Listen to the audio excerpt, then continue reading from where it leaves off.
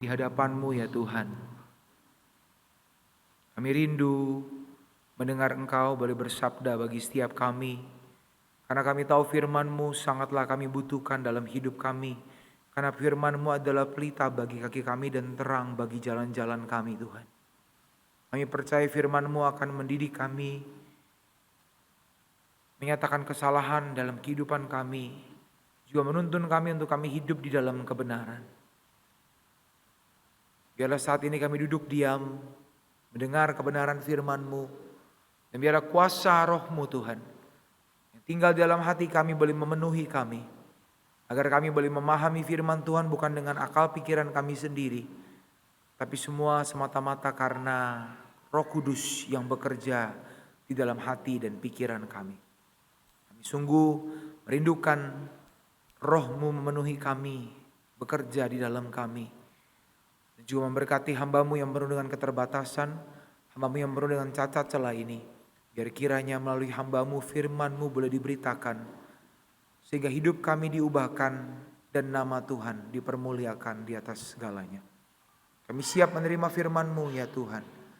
Hanya di dalam nama Tuhan Yesus. Yang rindu mendengar firman Tuhan, mari bersama-sama dengan iman katakan, amin.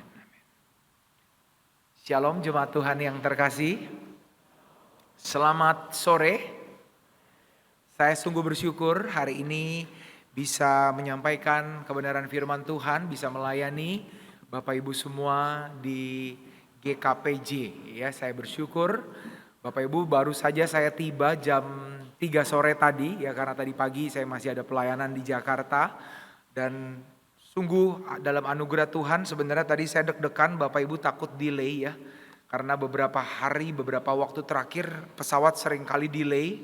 Tapi puji Tuhan tadi on time dan bisa tiba di tempat ini berjumpa dengan Bapak Ibu semua adalah sebuah anugerah yang besar dari Tuhan. Dan pepatah mengatakan tak kenal maka tak sayang ya. Karena saya juga mau disayang dan menyayangi Bapak Ibu semua di tempat ini, maka alangkah lebih baik saya memperkenalkan diri saya terlebih dahulu. Bapak Ibu, nama saya adalah Pendeta Tias Afandi.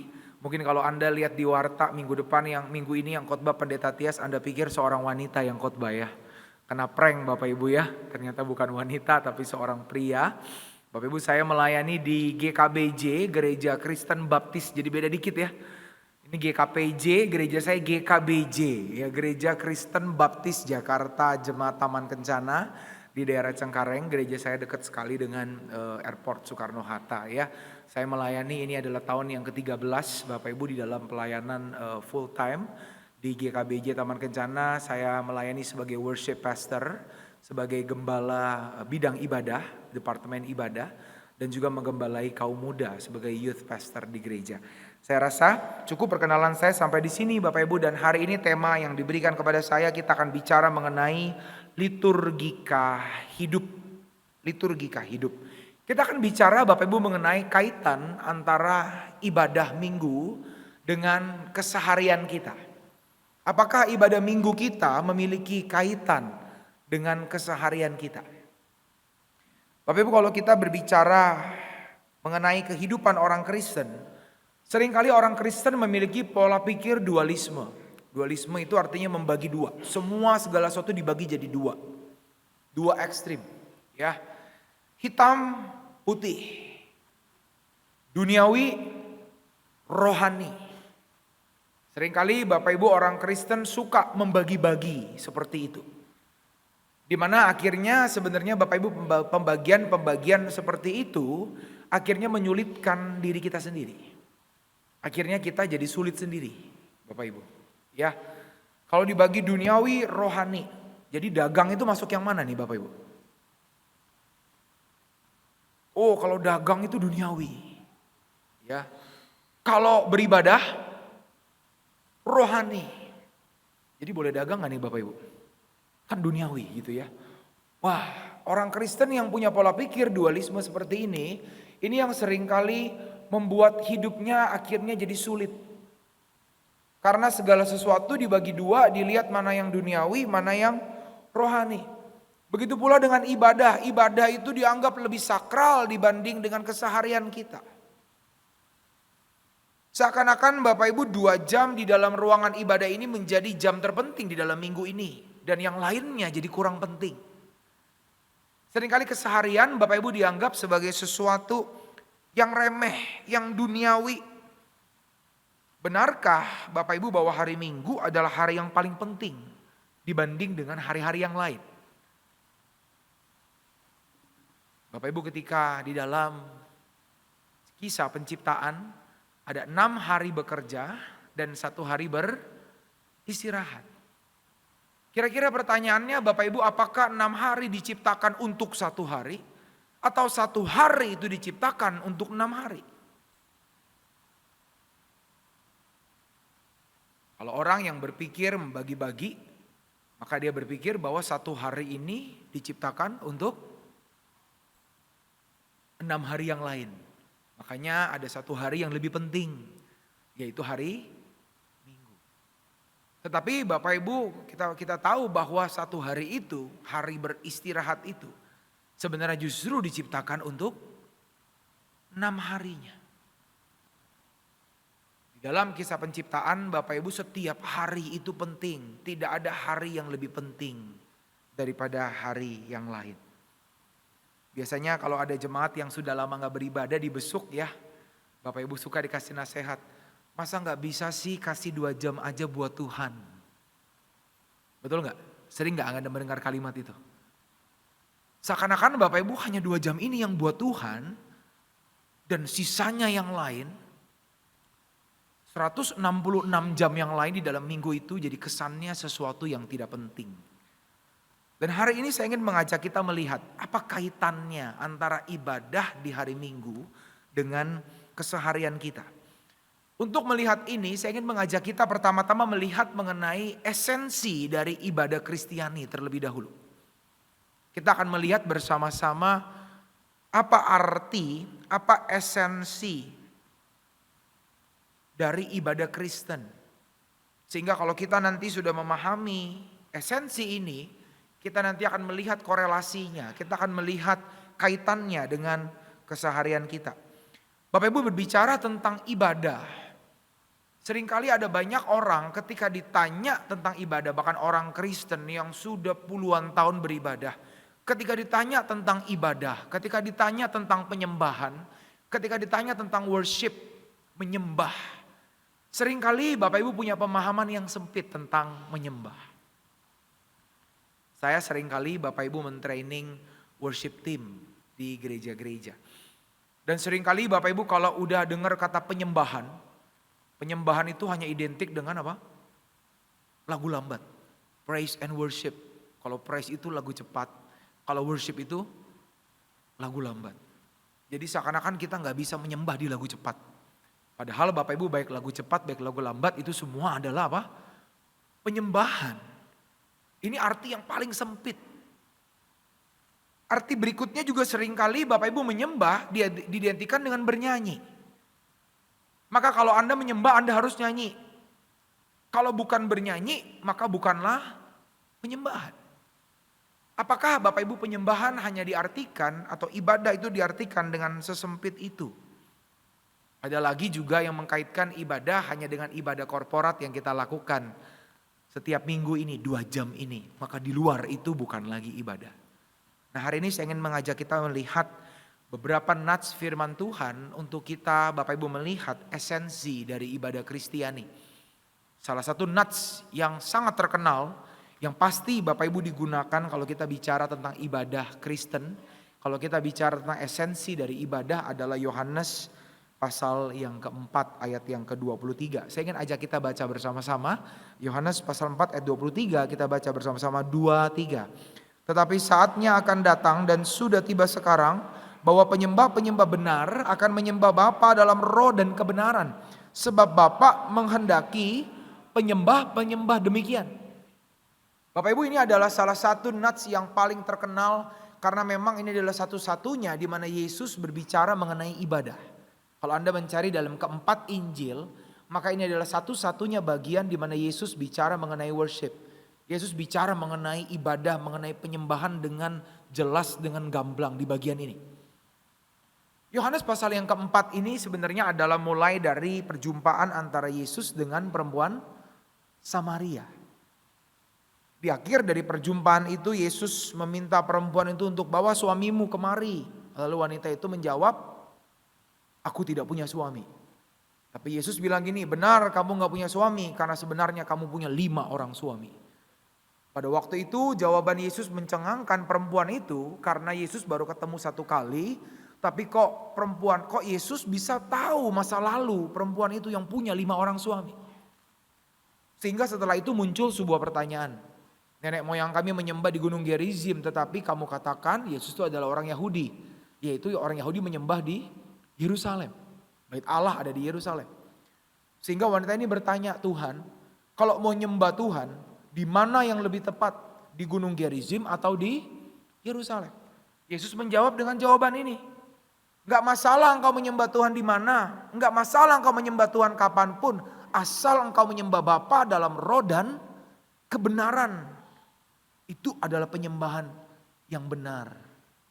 True worshiper. Penyembah-penyembah yang benar itu adalah yang menyembah Bapa dalam roh dan kebenaran. Sehingga akhirnya penyembahan tidak lagi dibatasi oleh ruang dan waktu. Kita tidak harus ada di dalam satu tempat tertentu. Kita tidak harus ada dalam waktu tertentu. Karena sebenarnya penyembahan itu adalah seluruh hidup kita. 24 jam satu hari itu harus menjadi sebuah penyembahan kepada Tuhan. Selanjutnya Rasul Paulus pun menggemakan di dalam Roma 12 ayat yang pertama. Juga adalah ayat yang terkenal. Karena itu demi kemurahan Allah, saudara-saudara, demi kemurahan Allah aku menasihatkan kamu. Supaya kamu persembahkan tubuhmu sebagai persembahan yang hidup, yang kudus dan yang berkenan kepada Allah. Itu adalah ibadah yang sejati. Ibadah yang sejati itu adalah ketika kita mempersembahkan tubuh kita. Bukan sekedar bernyanyi. Bapak Ibu jangan salah, bernyanyi itu hanyalah salah satu tindakan penyembahan. Bukan satu-satunya tindakan penyembahan.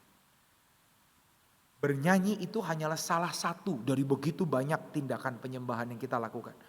Tetapi Rasul Paulus mengatakan, persembahan yang sejati, ibadah yang sejati, itu adalah ketika kita mempersembahkan hidup kita total. Jadi arti yang lebih luas dari ibadah, ibadah itu bicara tentang seluruh hidup kita. Tahukah Anda Bapak Ibu, ketika Anda keluar dari ruangan ibadah ini, sebenarnya kita masuk ke dalam ibadah yang lebih besar lagi. Yaitu dari hari Senin sampai hari Sabtu. Itu adalah ibadah kita di hadapan Tuhan. Sehingga ibadah itu adalah persembahan hidup kita. Makanya Bapak Ibu apapun yang kita lakukan di dalam liturgi, di dalam ibadah kita. Sebenarnya adalah sesuatu yang perlu untuk kita praktekkan ketika kita keluar di dalam keseharian kita. Bapak Ibu saya ngomong begini bukan berarti ibadah minggu jadi tidak penting. Ya ingat bahwa kita pun diperintahkan untuk jangan menjauhkan diri dari pertemuan-pertemuan ibadah yang dibiasakan oleh banyak orang.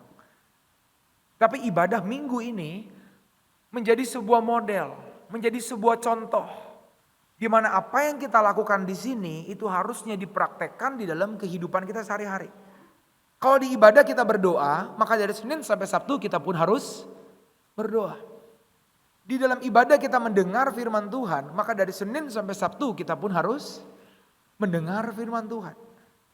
Kalau di dalam ibadah Anda memberi persembahan, bukan berarti Senin sampai Sabtu Anda harus masukin uang ke kantong kolekta di rumah, bukan begitu Bapak Ibu ya. Bapak Ibu, persembahan itu adalah simbol di mana kita mempersembahkan seluruh hidup kita. Jadi Bapak Ibu persembahan itu, saya sedih ya, satu kali saya pelayanan Bapak Ibu di dalam sebuah kebaktian remaja di satu gereja ya. Ini namanya juga anak-anak Bapak Ibu ya, worship leadernya masih remaja. Lalu dia berdoa gini, Tuhan inilah persembahan kami, terimalah sedekah kami. Bayangkan ya Bapak Ibu, terima sedekah itu artinya apa? Tuhan seperti pengemis betul ya.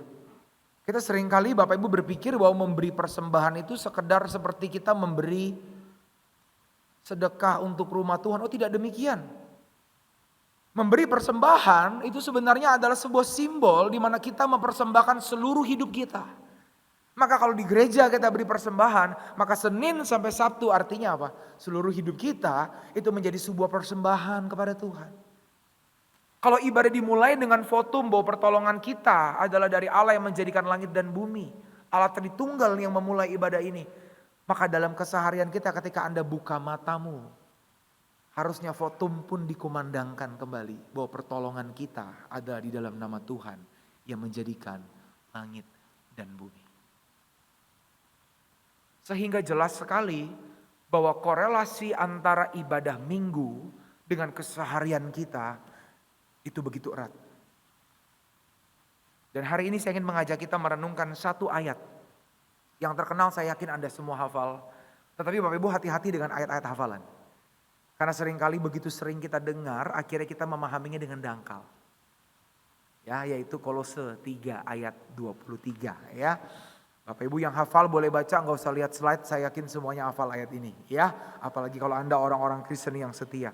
Kita baca sama-sama 2, 3. Apapun juga yang kamu perbuat, perbuatlah dengan segenap hatimu. Seperti untuk Tuhan dan bukan untuk manusia. Apapun juga yang kamu perbuat, perbuatlah dengan segenap hatimu seperti untuk Tuhan dan bukan untuk manusia.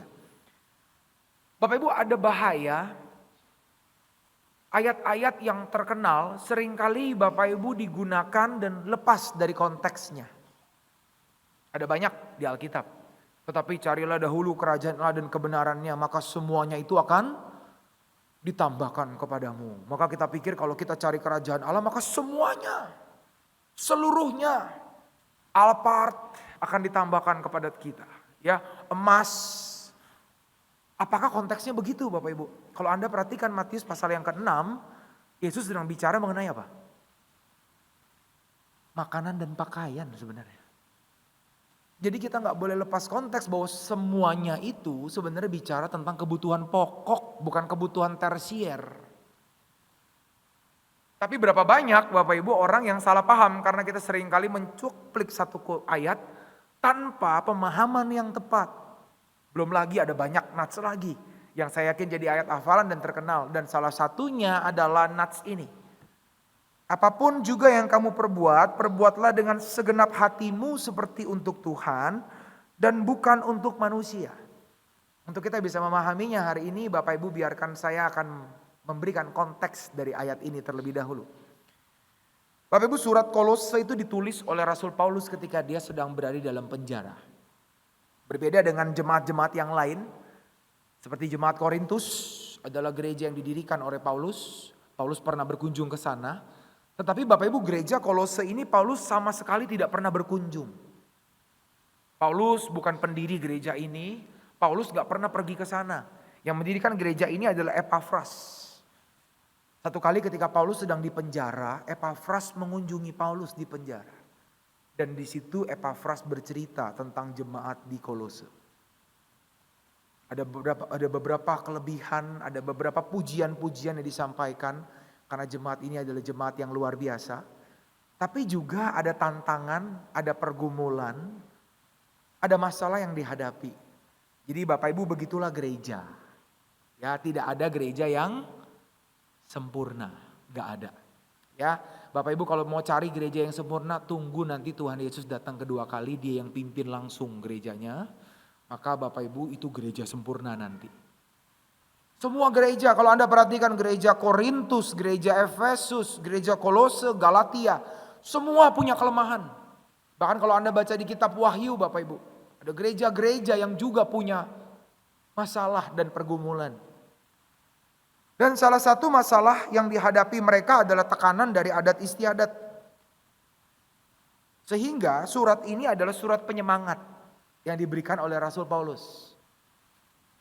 Kalau Anda membaca Kolose pasal yang ketiga, di ayat yang pertama Paulus di situ berbicara tentang identitas. Bahwa kita ini adalah orang-orang yang telah dibangkitkan di dalam Kristus. Lalu kalau Anda baca berikutnya, perikop berikutnya Paulus bicara tentang manusia baru. Sebagai orang-orang yang telah dibangkitkan, kita adalah ciptaan yang baru. Maka dia mengatakan, Sebagai ciptaan baru, tanggalkan manusia lama, kenakan manusia baru. Jangan lagi hidup dengan cara yang lama. Karena begitu, ada banyak orang Kristen yang datang ke gereja tiap minggu, tapi hidupnya Senin sampai Sabtu masih pakai cara hidup yang lama. Entah kenapa kalau hari Minggu dia kudus banget Bapak Ibu. Ada orang yang kalau hari Minggu manis banget di gereja, tapi Senin sampai Sabtu mulutnya pedas bukan main. Betul atau betul Bapak Ibu? Saya gak kasih pilihan ya. Ada orang yang kalau datang ke gereja kudus, tapi Senin sampai Sabtu kudis.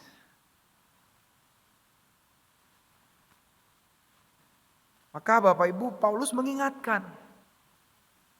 Dan bagian berikutnya, perikop ini Bapak Ibu dari mulai ayat 18 sampai ayat seterusnya, Paulus menyoroti tentang hubungan di dalam keluarga. Jangan cuma di gereja hidupmu kudus, tapi di rumah hidupmu kudus. Pertama-tama Paulus bicara tentang hubungan antara suami dan istri. Bagaimana suami mengasihi istrinya, bagaimana istri itu tunduk dan taat kepada suaminya. Lalu Paulus bicara tentang hubungan antara orang tua dan anak. Bagaimana anak-anak itu tunduk dan taat kepada orang tuanya. Bagaimana ayah itu jangan membangkitkan amarah di hati anak-anaknya. Lalu Paulus juga bicara tentang hubungan antara tuan dan hamba. Bagaimana sebagai hamba mentaati tuannya. Lalu Paulus mengatakan, apapun juga yang kamu perbuat, perbuatlah dengan segenap hatimu seperti untuk Tuhan dan bukan untuk manusia. Mentaati manusia susah, betul gak? Bayangkan ya, para istri harus mentaati suamimu seperti engkau taat kepada Kristus. Bayangin loh. Masalahnya suaminya seringkali gak mirip Kristus, betul ya? Kalau suaminya mirip Kristus kan enak taatnya. Tetapi ini bukan pilihan, ini perintah. Sehingga Paulus mengatakan kalau kamu melihat manusia, kamu tidak mungkin bisa taat. Kalau kamu lihat atasanmu di kantor, sulit untuk taat. Makanya dia bilang, apapun juga yang kamu perbuat, perbuatlah dengan segenap hatimu. Dikatakan seperti untuk Tuhan. Artinya apa? Ya udah nggak usah lihat suami lagi, nggak usah lihat istri lagi, lihatnya siapa? Tuhan. Karena saya yakin kalau istri lihat suaminya terus selalu ada alasan untuk membangkang, betul nggak? Anak kalau lihat orang tuanya, saya yakin setiap orang tua pasti punya kelemahan, pasti punya alasan untuk kurang ajar. Apalagi tuan dan hamba, apalagi karyawan dan bos. Kita punya beribu-ribu alasan untuk membangkang dan melawan atasan kita, betul gak? Sehingga akhirnya Paulus mengingatkan apapun juga yang kamu perbuat, bukan hanya di gereja, perbuatlah dengan segenap hatimu seperti untuk Tuhan dan bukan untuk manusia. Saya mau ajak kita melihat frase yang pertama dulu dari ayat ini adalah apapun juga yang kamu perbuat. Bapak Ibu tahukah apa arti kata apapun? Apa artinya apapun? Apapun ya apapun, itu arti yang paling jelas. Makanya ayat ini adalah ayat yang sederhana karena jelas. Tidak ada kata-kata yang membingungkan dari ayat ini. Apapun juga, artinya apapun berarti tidak terkecuali. Apapun itu artinya semuanya, tidak ada yang dibeda-bedakan. Makanya Bapak Ibu sebagai orang Kristen kita mesti stop untuk memisah-misahkan.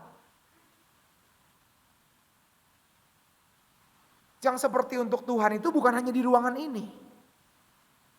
Yang dengan segenap hati itu bukan hanya kalau pelayanan. Saya sebagai gembala kaum muda sering dapat komplain dari para orang tua. Aduh Pak, anak saya kalau pelayanan di gereja luar biasa. Tapi kalau di rumah itu disuruh bantuin orang tuanya Pak. Ampun Pak. Saya gak tahu ada berapa banyak orang tua yang ngalamin ini ya. Wah kalau di gereja anaknya luar biasa. Wah kalau di gereja gak pernah terlambat. Kalau di gereja pelayanan bisa dari minggu demi minggu gak ada ngeluh. Tapi kalau di rumah diminta tolong sedikit aja alasannya keluar beribu-ribu alasan. Yang lebih parah lagi di gereja enggak, di rumah enggak. Betul Bapak Ibu ya. Yang udah paling parah. Tapi dikatakan apapun juga. Makanya kita harus stop untuk memisah-misahkan, untuk memilah-milah dalam kehidupan kita. Bapak Ibu, kalau kita bicara dalam ibadah, maka satu Bapak Ibu yang kita tidak pernah lupa, yaitu kita punya Allah yang adalah Allah Immanuel. Tapi seringkali Allah Immanuel ini kita butuhkan kalau kita punya masalah doang, betul Bapak Ibu? Kalau punya masalah Allah Immanuel. Tapi kalau bikin keputusan bukan Allah Immanuel. Allah Immanuel itu kan artinya Allah beserta kita. Artinya Allah tuh gak on off beserta kita. Artinya 24 jam satu hari dia beserta kita. Tapi kadangkala Allah Immanuel itu kan lebih menarik untuk kita katakan kalau lagi punya masalah. Kalau kita lagi punya pergumulan langsung kita cari Tuhan. Kalau lagi punya masalah Allah Immanuel. Tapi Bapak Ibu sebenarnya Allah Immanuel itu artinya bukan hanya kaitannya dengan masalah kita saja. Tetapi juga dalam setiap tindak tanduk kita. Tahukah bahwa Allah ada di tempat dagangmu? Tahukah Allah itu ada di setiap jalan ketika engkau mengendarai mobilmu? Tahukah bahwa Allah itu ada ketika engkau sendirian di dalam kamarmu dan tidak ada seorang pun yang melihat engkau? Biasanya kan kalau kita mau tahu aslinya seseorang, lihat dia ketika tidak ada seorang pun yang menyaksikan. Ketika tidak ada yang lihat, ketika tidak ada orang di sekeliling kita, apa yang kita pikirkan, apa yang kita lakukan, apa yang kita kerjakan. Anda jangan lupa bahwa Allah Immanuel juga ada di sana. Allah Immanuel bukan Allah yang hadir ketika Anda butuh saja. Tetapi Allah Immanuel adalah Allah yang 24 jam satu hari, 7 kali 24 jam dalam satu minggu. Tidak pernah on off dalam kehidupan kita. Dia ada. Makanya apapun, di dalam apapun, Allah Immanuel itu terlibat dalam hidup kita.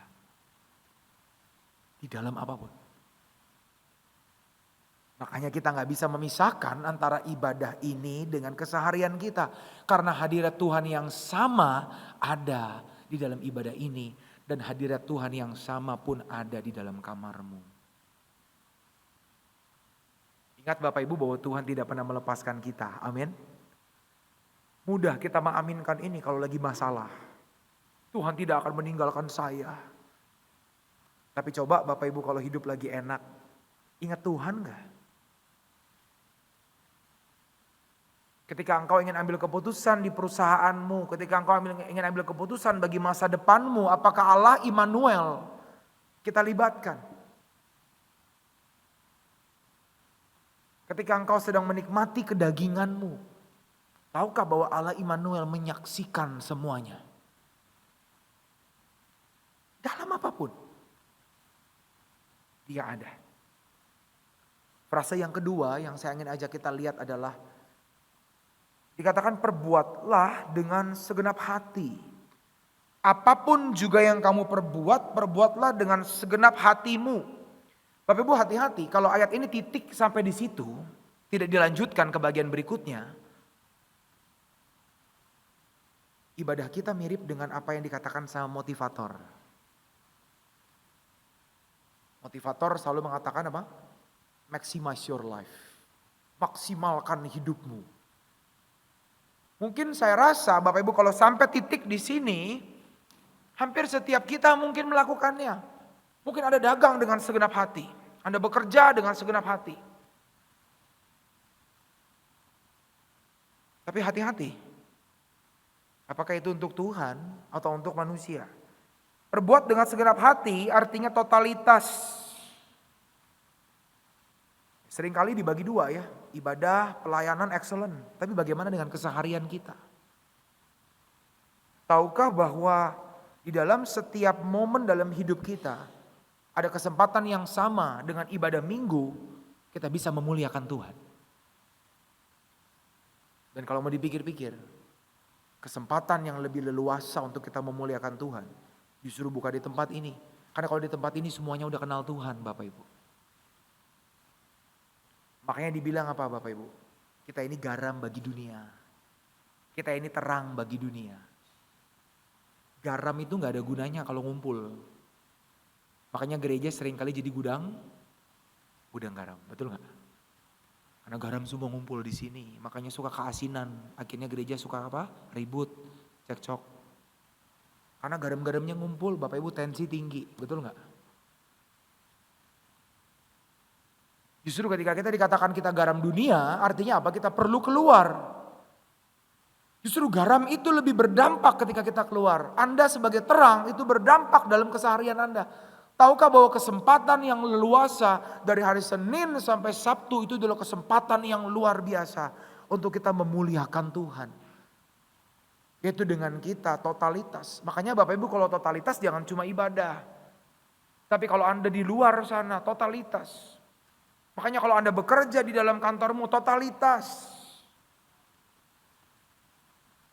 Di gereja kami Bapak Ibu ada beberapa pengusaha yang punya perusahaan dan beberapa orang gereja kerja di sana. Bapak Ibu. Lalu ada satu masa di mana mereka komplain. Aduh, saya sebenarnya malas memperkerjakan orang gereja. Oh, kenapa? Saya tanya. Lalu mereka bilang gini, "Ya Pak, dikit-dikit izin Pak, alasannya pelayanan. Pulang cepat karena pelayanan." Jadi kalau pelayanan itu begitu, bisa rela pulang cepat. Padahal Pak, kalau datang kantor pas-pasan. Padahal kalau dia kantor datang itu telat Pak. Dikit-dikit izin, dikit-dikit cuti. Jadi bayangkan Bapak Ibu ya. Akhirnya seringkali kalau di gereja segenap hati, tapi kalau di luar setengah hati. Padahal Tuhan ingin baik Anda di sini maupun di luar dengan segenap hati. Jadi gini Bapak Ibu, apapun sikap yang Allah inginkan di ibadah, itu juga Allah inginkan dalam keseharian kita. Kalau Tuhan ingin kita datang dengan tulus, Tuhan juga ingin dalam keseharian kita tulus. Kalau dalam ibadah, Tuhan ingin kita datang dengan kerendahan hati. Tuhan pun ingin dari Senin sampai Sabtu kita pun jadi orang yang rendah hati. Kalau dalam ibadah ini, Tuhan ingin persembahan yang excellent. Dari Senin sampai Sabtu, Tuhan pun ingin kita jadi orang yang excellent. Itulah liturgika hidup. Itulah ibadah yang sejati tadi Paulus katakan. Artinya di luar dan di sini sama. Ingat, Allah kita adalah Allah yang melihat hati. Makanya Bapak Ibu perhatikan di dalam Amos yang kelima. Ini teguran keras. Ini teguran yang sangat menyakitkan. Tuhan itu kalau udah gak suka sama sesuatu ngomong apa adanya itu aduh. Bapak Ibu saya bacakan. Aku membenci, aku menghinakan perayaanmu dan tidak senang kepada perkumpulan rayamu. Sungguh apabila kamu persembahkan korban-korban kepadaku, korban-korban bakaran dan korban-korban sajianmu, aku tidak suka. Bayangin Bapak Ibu ya, kalau Anda datang ibadah terus Tuhan ngomong ini sama kita. Wah, ini persembahan dari umat Tuhan. Ketika umat memberi persembahan, Tuhan meresponi seperti ini. Aku membenci, aku menghinakan, aku tidak suka. Dan korban keselamatanmu berupa ternak yang tambun itu, aku tidak mau pandang. Jauhkanlah daripadaku keramaian nyanyian-nyanyianmu, lagu gambusmu tidak mau aku dengar. Kenapa Bapak? Pertanyaannya kenapa? Kan persembahan mereka excellent. Ternak yang tambun kok dikasih. Kan persyaratannya gitu kan. Kalau ternak harus yang tambun. Artinya apa? Secara persembahan mereka kasih persembahannya excellent. Tahukah Anda 1 miliar yang Anda kasih buat gereja itu belum tentu menyenangkan hati Tuhan. Belum tentu. Kehadiranmu yang luar biasa di gereja, engkau menyembah Tuhan dengan luar biasa, belum tentu menyenangkan hati Tuhan. Kenapa? Perhatikan. Tetapi biarlah keadilan bergulung-gulung seperti air dan kebenaran seperti sungai yang selalu mengalir. Artinya apa? Tidak ada keadilan, tidak ada kebenaran dalam kehidupan. Kenapa? Karena pada waktu itu Bapak Ibu ada banyak orang Israel yang memperlakukan budak mereka dengan tidak adil. Sehingga Tuhan menegur mereka. Tahukah Bapak Ibu kalau Senin sampai Sabtu hidupmu adalah hidup yang tidak kudus di hadapan Tuhan, maka ibadah minggumu sekeren apapun itu tidak asli. Itu hanya pencitraan. Tahukah Bapak Ibu, hari Senin sampai Sabtu itu melegitimasi hari Minggu kita. Melegitimasi artinya apa? Mensahkan. Keseharian kita dari Senin sampai Sabtu itu mensahkan ibadah Minggu kita. Ibadah Minggu ini menjadi ibadah yang berkenan atau tidak tergantung dari Senin sampai Sabtumu bagaimana. Kalau Senin sampai Sabtumu kau persembahkan buat Tuhan, maka ibadah minggumu adalah ibadah minggu yang berkenan di hadapan Tuhan. Dengan begini, siapa yang ibadahnya berkenan di hadapan Tuhan? Saya yakin tidak ada satupun, termasuk saya.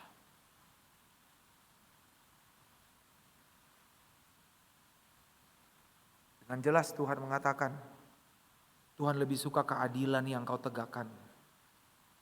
Tuhan lebih suka kebenaran yang kau alirkan seperti sungai yang mengalir. Daripada nyanyian gambusmu, daripada bandmu, daripada ruangan ibadah yang nyaman.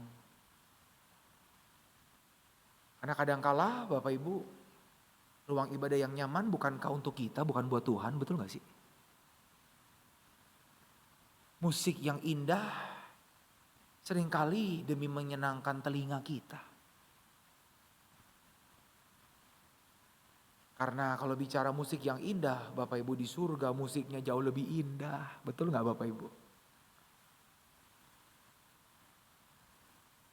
Penyanyi surga gak pernah fales kalau nyanyi Bapak Ibu.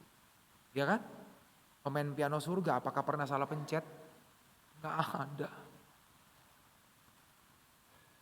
Tahukah yang Tuhan lebih inginkan adalah dirimu, hidupmu, hatimu yang dipersembahkan dengan segenap total untuk Dia. Tahukah untuk itulah Yesus turun ke dunia. Karena kita semua tidak bisa jadi penyembah yang benar. Makanya Yesus, kalau Anda baca dalam kitab Ibrani, Yesus akhirnya menjadi imam yang besar, imam besar yang agung. Yang mewakili kita.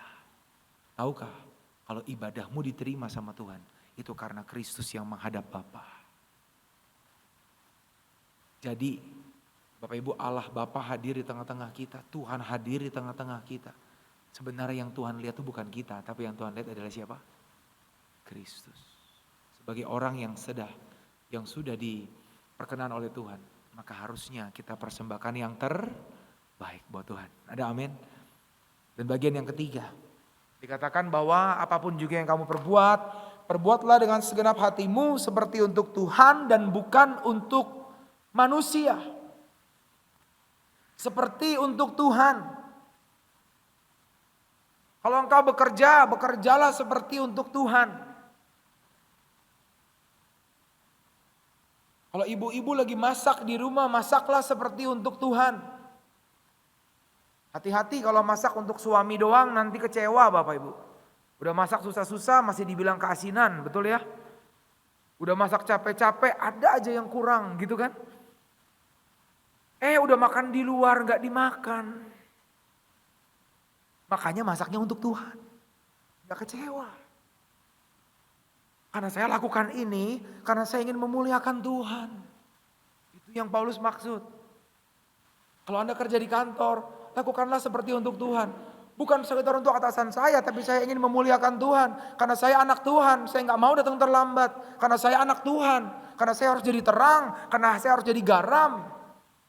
Makanya saya akan bekerja dengan segenap hati saya. Itu yang dimaksud. Seperti untuk Tuhan. Makanya semangat datang ibadah dengan semangat di hari Senin sampai Sabtu harusnya semangat yang sama. Kalau Anda pergi ke kantor, tahukah kantormu adalah tempat ibadahmu hari itu. Setelah ini kita pulang ke rumah, rumahmu adalah tempat ibadahmu.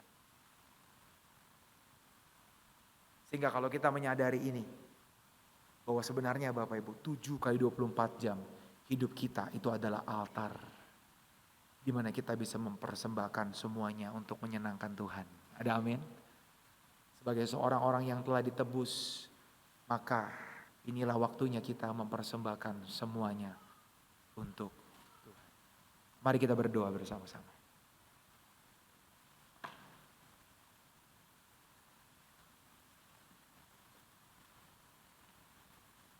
Bapak Ibu, saya ingin mengajak kita mengambil waktu untuk merenungkan kebenaran ini.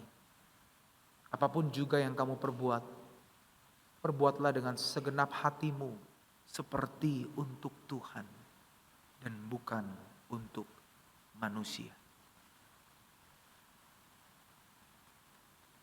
Bagaimanakah kehidupan kita? Apakah kehadiranmu di tempat ini berbeda dengan hari Senin sampai Sabtumu? Ya, mungkin kita bisa membohongi orang di kiri kanan kita. Bahkan kita bisa membohongi hamba-hamba Tuhan yang ada di gereja, tapi Tuhan sekali-kali tidak dapat dibohongi. Tuhan tahu, bahkan sampai ke relung hati kita yang paling dalam. Dia kenal siapa kita. Dia tahu siapa kita.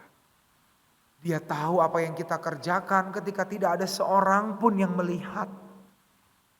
Allah Immanuel itu tidak pernah sekalipun meninggalkan kita. Tidak pernah sedetik pun melepaskan kita. Tidak pernah sedetik pun kita hilang dari pengawasannya. Sehingga hari ini, kalau Anda menyadari, ya Tuhan, seringkali hidup saya berbeda. Di ruangan ini saya terlihat kudus. Tapi dari Senin sampai Sabtu, saya lupa bahwa Tuhan melihat semuanya. Saya lupa menjadikan Senin sampai Sabtu saya sebagai altar persembahan hidup saya. Dan hari ini, saya ingin menantang setiap kita, kalau Anda ingin berkomitmen di hadapan Tuhan, saya ingin menjadikan Senin sampai Sabtu, bahkan Senin sampai Minggu saya, seluruhnya itu adalah persembahan buat Tuhan. Anda yang mengatakan demikian, letakkan tangan kanan Anda di dada secara pribadi. Biarlah ini menjadi komitmen pribadi Anda di hadapan Tuhan. Anda ingin mengatakan, Tuhan, ini hidup saya. Saya ingin persembahkan seluruhnya bagi Tuhan. Letakkan tangan kananmu di dada dan berdoa secara pribadi. Nyatakan komitmenmu di hadapan Tuhan. Berdoa di dalam hatimu, Tuhan, ini hidupku. Biarlah seluruh hidupku menyenangkan-Mu. Biarlah seluruh hidupku memuliakan-Mu. Terima kasih Tuhan.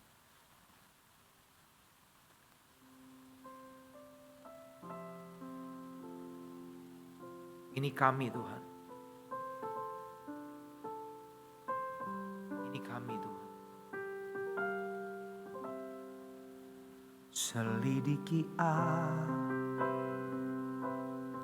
Lihat hatiku, apakah ku sungguh mengasihi Yesus, Kau yang Maha Tahu dan menilai hidupku, tak ada yang tersembunyi.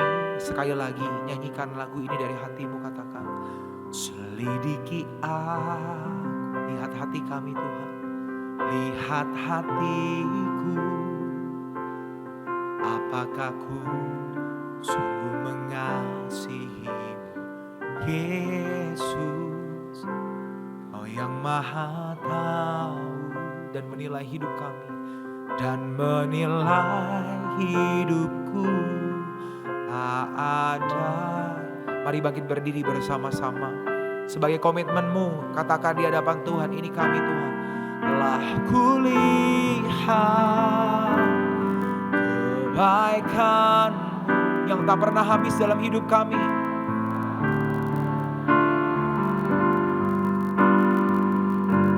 Ini komitmen kami Tuhan. Ku berjuang sampai akhirnya Kau dapat gereja Tuhan, sekali lagi katakan, telah kulihat kebaikan-Mu, Engkau sangat baik Tuhan. Telah kulihat kebaikan-Mu yang tak pernah habis. Ini komitmen kami Tuhan.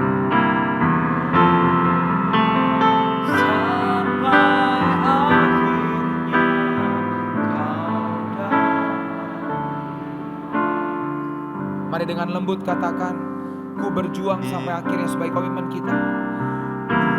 Berjuang sampai akhirnya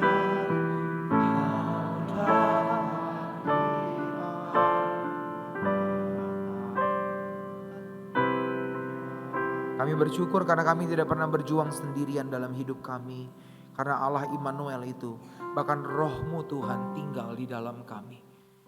Tuhan, ini kami, hamba-Mu berdoa bagi setiap rekan-rekan yang meletakkan tangan mereka di dada sebagai komitmen mereka Tuhan, di hadapan Tuhan. Engkau melihat setiap hati mereka. Engkau tahu kerinduan mereka. Nah, hari ini Tuhan, biarlah kuasa Roh-Mu menaungi setiap kami. Biarlah Roh-Mu memampukan kami, menolong kami untuk mempersembahkan seluruh hidup kami sebagai persembahan yang harum di hadapan Tuhan. Ini kami Tuhan, ini persembahan hidup kami. Terima kasih karena Engkau menginginkan hidup kami. Bahkan Engkau mati bagi kami, mengembalikan kami menjadi penyembah-penyembah Allah yang sejati. Dan kami bersyukur Tuhan. Dan hidup yang telah dibeli ini kami sadar kami telah ditebus. Maka hidup kami bukan lagi milik kami, tapi hidup kami adalah milik-Mu. Dan ini kami Tuhan. Kami letakkan hidup-Mu di atas mezbah-Mu Tuhan. Dan biarlah hidup kami menyenangkan dan memuliakan-Mu. Terima kasih Tuhan. Hamba-Mu sudah berhenti berbicara, tapi biarlah setiap benih firman yang ditanamkan boleh berakar dengan dalam, bertumbuh dan berbuah. Sehingga akhirnya hidup kami menyenangkan dan memuliakan Tuhan. Segala kemuliaan, segala hormat, syukur kami persembahkan hanya kepada-Mu. Hanya di dalam nama Tuhan Yesus yang siap untuk mempersembahkan seluruh hidupnya bagi Tuhan. Mari bersama-sama dengan iman katakan amin. Silakan duduk jemaat.